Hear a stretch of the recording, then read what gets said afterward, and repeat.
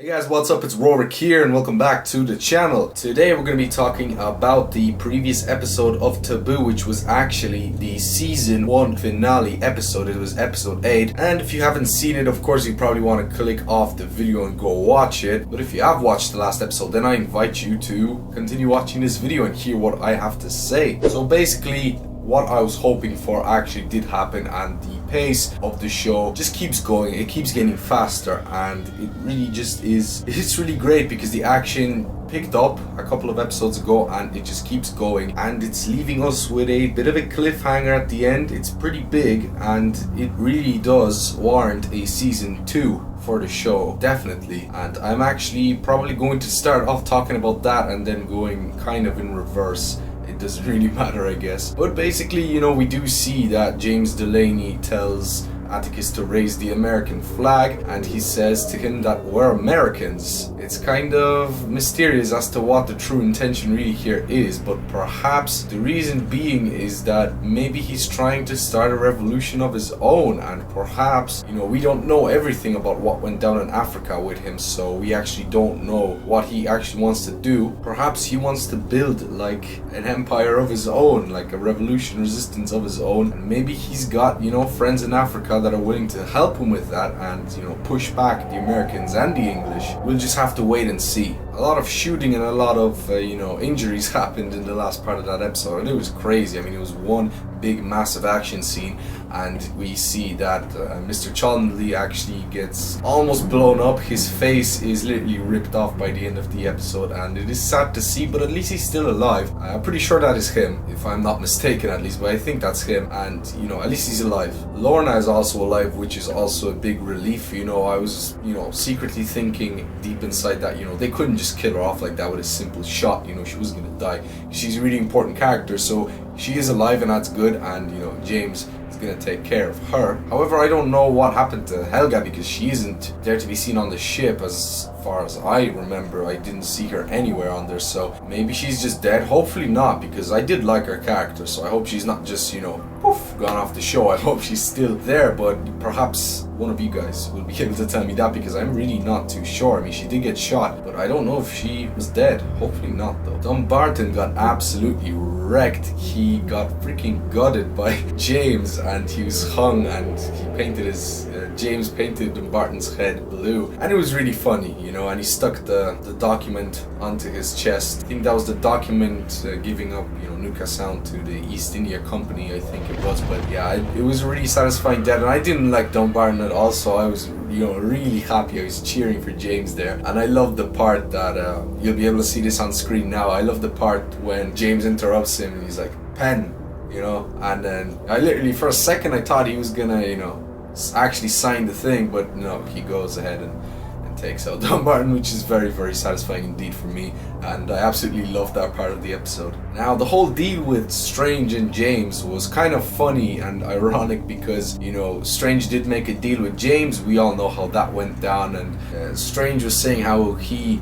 is different to James because he actually keeps an ace to play up his sleeve till the end, and that was very funny because James sent a note at the bomb and just boom. I'm pretty sure that that's the end of Sir Stuart Strange. That was very funny, I must admit. I wasn't expecting that. I thought it was authentically the document he was looking for, but nope, it was another freaking chemistry bomb from Mr. Cholmondeley, which is actually very satisfying too. And that's kind of the end of the story with the East India Company right there. It's very funny, and I like that ending very much, actually. Chichester gets what he wants, breathes a sign of relief and says justice, and I'm kind of happy for him. You know, the whole thing he was trying to do is honorable, and, you know, as long as James got away and George Chichester got what he wanted, you know, I'm totally cool with that, because, you know, slaves were illegally being transported on the Cornwallis, and, you know, it was kind of sketchy business. It was illegal, it wasn't meant to be done, so I'm kind of happy that he got what he wanted. He has the documents, and, you know, right now, well, pretty much Strange is dead anyway. He went out on Delaney's terms, but, you know, Chichester has the relief that, you know,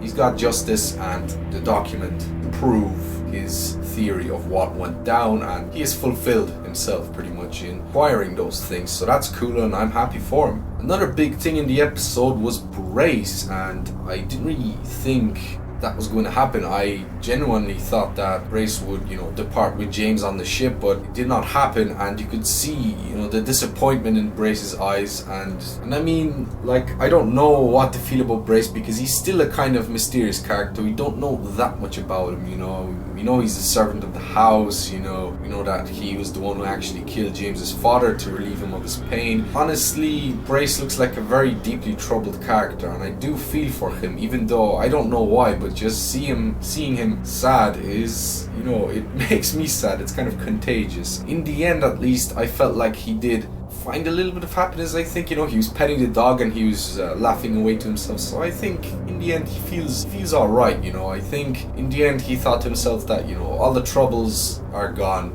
there's no more, like, as in James departed, so there's no more trouble. The house is to himself, the whole trouble and the matter with the East India Company is gone, and it's not the last we saw of Brace. I think we're gonna see more of his character, I think, if there's a season 2, and hopefully, because he is an interesting character, and I really do like scenes between him and James, because there's a very interesting dynamic between the two, and a lot of mystery, but mystery is kind of the factor that adds to the show, and kind of really engages us into watching it, because it's like, we need answers, we want answers right now, and there isn't many as of yet, but at least we did find out some things. Speaking about mystery, the whole thing surrounding Zilpha in the previous episode was just, I think, crazy, because I didn't really expect her to try and kill herself, and I'm saying try because we don't actually know if she's dead. I mean, she jumped off the bridge, went plummeting down into the water, and you can see her, drifting underneath. But the thing is that James wasn't so sure. He was skeptical about this whole thing, and he told Lorna as well that he would have known that she died because he would have heard her sing. And of course, this is all the supernatural side of the show, and James hearing things, seeing things, and and he said that he didn't hear his sister sing. He's basically saying that she's not dead. So perhaps, I'm not sure. I mean, we see Zilpha writing the letter, so maybe she really did want to kill herself, but she failed. Maybe someone fished her out of the water. Perhaps some more supernatural stuff goes on and she gets resurrected. I mean, I don't know. To a certain extent, for now, the whole show has kind of kept realism. I mean, there are those visions that James has, but for the most part, if you want to, you can kind of call these like hallucination kind of visions, because nobody else is really kind of affected by them, if I'm correct. There wasn't any like weird kind of sketchy supernatural or witchcraft stuff, as in the kind of thing that, let's say, you've had in Vikings where Odin came to all the sons of Ragnar at the same time, that kind of thing. There wasn't really that much of an influence there, although when James cut off the thumb of the man who betrayed him, James didn't find out from anybody that that man actually betrayed him. He just kind of knew, and that was weird, like, where would he have known that from? And that kind of suggests that perhaps James is like a mind reader, perhaps he can just look into someone's eyes and see things that they don't want him to know. It was the same with Brace. Sure, he found out everything that Brace knew, and that was, you could see the confusion on Brace's face. Like, how the hell did you do that, man, and I don't know, I guess we'll see more of that kind of stuff in season 2 if it's rolling out, but, I think, for the most part, there's a good balance between those sort of stuff, and, I don't really mind if it goes in the direction that, let's say, Zilpha died, but she comes back to life or something, or perhaps something else goes down. I don't really have a theory right now. If I do come up with something, I'll share it with you guys, but for now, I actually have no idea what's gonna go down there. So overall, this episode was jam-packed with action. It was perfect for a season finale. I really did thoroughly enjoy it right from the beginning to the end. I hope you guys did too. I'm also secretly hoping for a second season. I'm not really aware. I haven't read any official confirmation yet if there's going to be a season 2 rolling up. I would imagine there would be, because I think the show is getting good views, good ratings, so hopefully that is going to happen. Tom Hardy himself is a great actor, and he plays the role of James Delaney absolutely perfectly, hands down. Absolute perfect actor for the role. Couldn't imagine anybody else doing it. Congratulations to him, hands down. Absolute, great acting. He's probably never going to hear this, but still, it just has to be said. And that's going to be it for this little episode 8 season finale review. I will definitely be making more videos on Taboo in the coming days and weeks, making some analysis and breakdowns of things that happened over the episodes over the first season, and trying to connect the dots between certain events, trying to break things down to make it more apparent for you guys and for myself as well. It'll be interesting to find out more, and that's that. So thank you for watching, thank you for your attention, and I shall see you guys soon in another video. Take care of yourselves and have an awesome day. Bye bye.